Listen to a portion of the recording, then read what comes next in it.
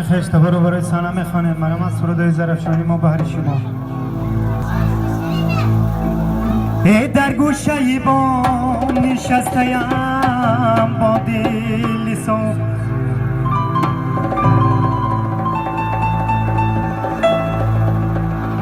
چشم گود خیزو برم نوی صبح،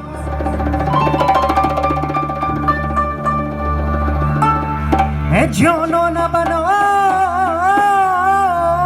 شیشتن کل می بافته، دو زلفی سیاه حلقه زده صورتی که